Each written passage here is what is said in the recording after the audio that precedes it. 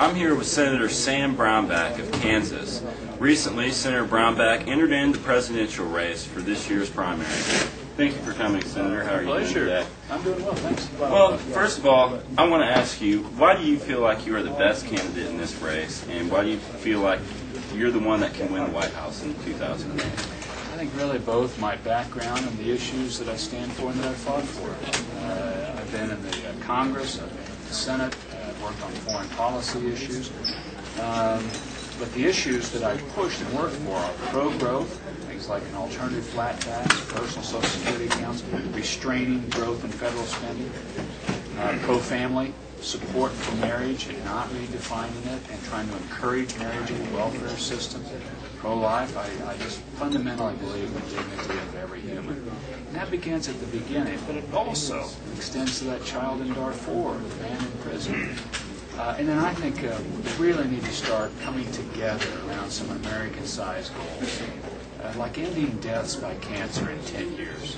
Deaths by cancer have gone down the last 2 years. I think with a strong push, we could do that, and also getting to energy security in this country, I think, is another American-sized goal that will really help us. I think helps propel me forward and makes me the best candidate. All right.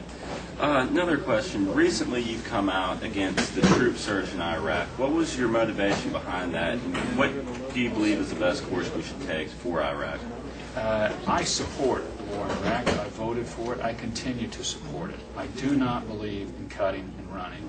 But I think we've got to push Iraqis to a political solution, and we cannot impose a military one.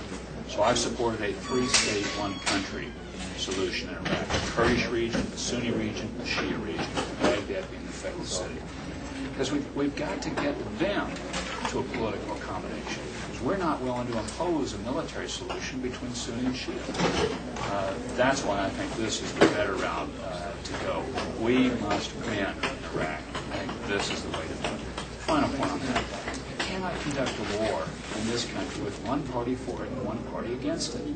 We've got to start pulling this together and asking the Democrats, what will you support to maintain the strength and support for this war in this country?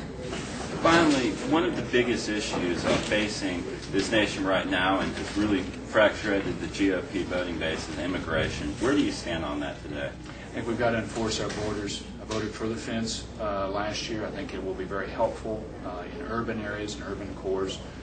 I think we need to integrate the Social Security system with INS so that whenever anybody shows up to ask for a job, they have a Social Security number, the employer is automatically informed, red light or green light, whether this is a bad number or a good number. Because that's what most people are trying to come here for, is a job. I do believe over time we're going to have to up our level of legal immigration numbers and make the system simpler. Because right now, you get a lot of people saying it's just, I'm just going to try to go across the border. One data point. We currently allow 50,000 agricultural workers into the country on an annual basis. The marketplace in the United States demands 500,000. These are generally low-skill, low-wage workers. It tends to move people who says, well, okay, just do this, because the current system is so complex and so undernumbered of what's needed. So that's why I think enforcement, I think over time, up your legal system numbers and make it simpler.